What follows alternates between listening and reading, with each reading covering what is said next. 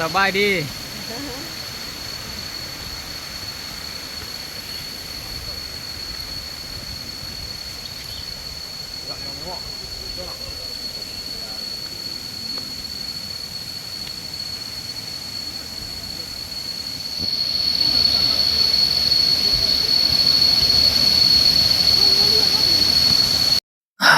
ตอนแถวก็นั่ง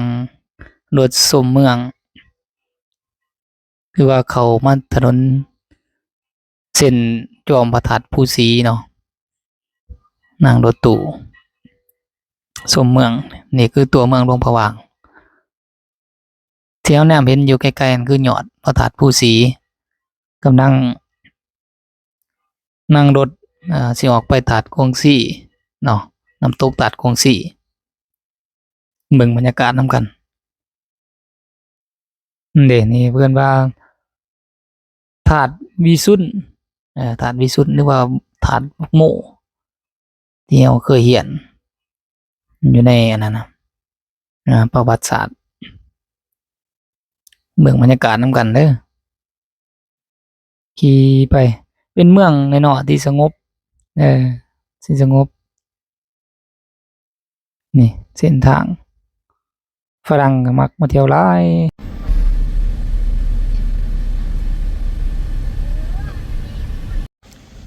มาอาหารที่ประธานาธิบดีบารักโอบามามากินบักเผาเนาะบ่เอาไว้นะพุ่นเอาไว้ถ่ายก่อน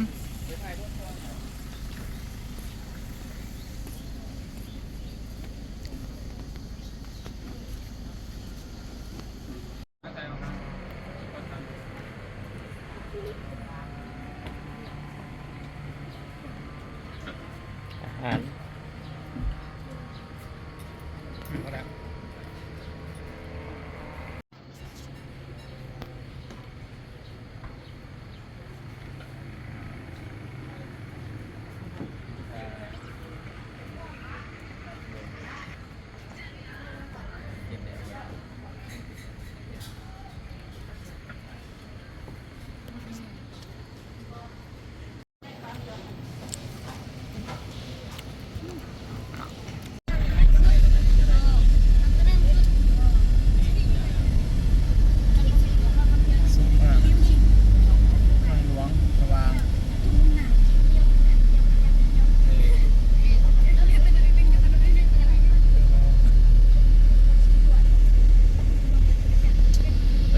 ไปตัดกงซี่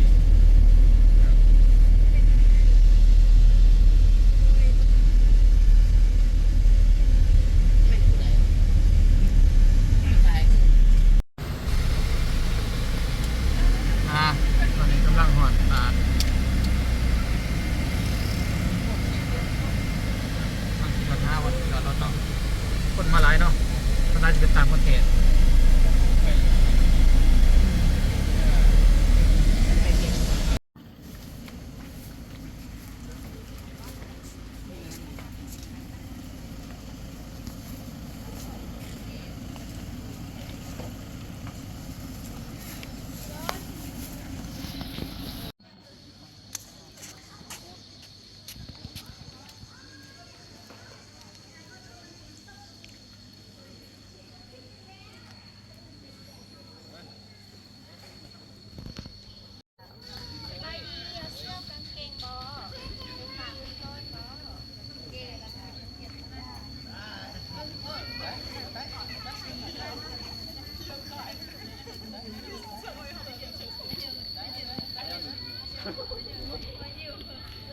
อ้าวทีมงานเปิงซี่หายอยู่หรออ้าวตอนนี้เขากำลังยางทีมงานเขามาแต่จำปาสักก่อนเด้อจำปาสักแดดไต่ยางไปตาดก็ใกล้เติบเลยนี่ประมาณ400 เมตรไม่ใช่เขาบอกย่างเข้าไปนะย่างเข้าไปต้องคอยได้เป็นไงเสื้อเตปะเทาเนี้ยเพราะว่าเพิ่นเติมพลังได้กว่าหมูเลยเขาผู้เดียวเพิ่นจะคูณ2เลยเขาชอบบริกินคักมาเบิ่งมีนี่งาจัดไป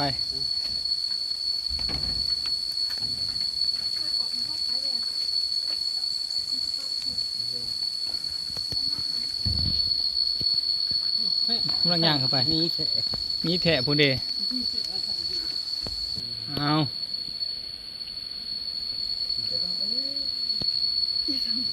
ย่างไป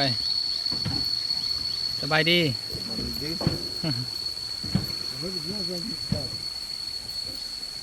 เดี๋ยวเอาไข่ตีเอาย่างไป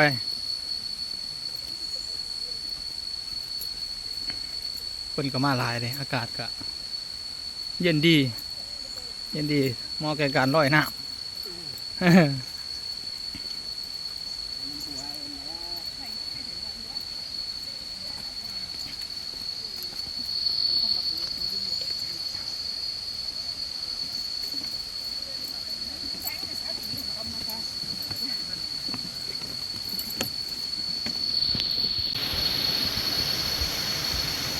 สบายดี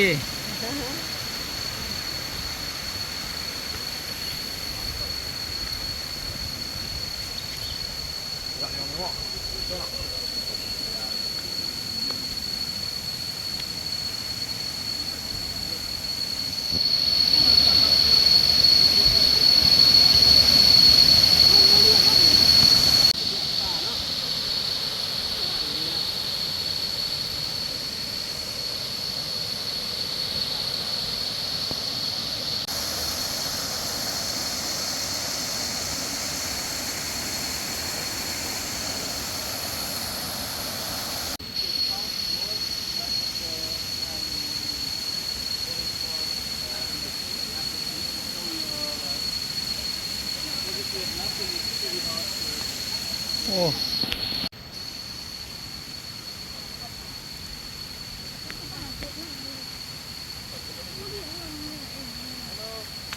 โอ้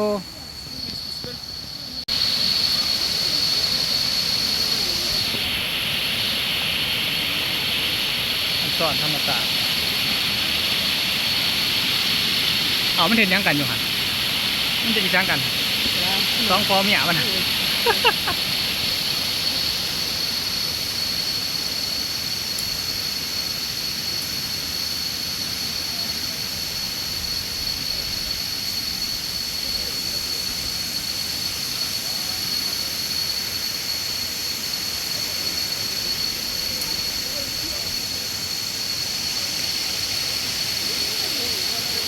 โอ้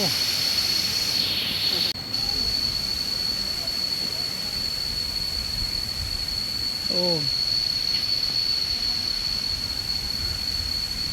หอดไปเลยหลายกองสี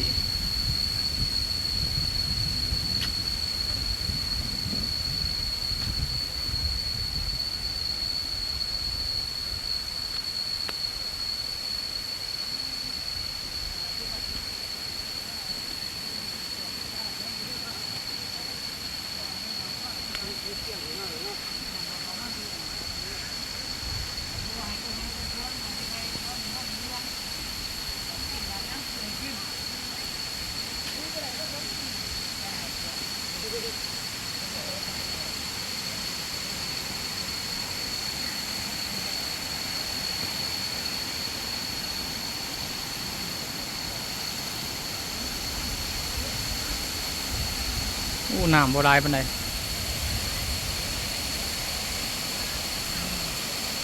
น้ำก็บกหลายอ้าวทีมงานเบิ่งสิ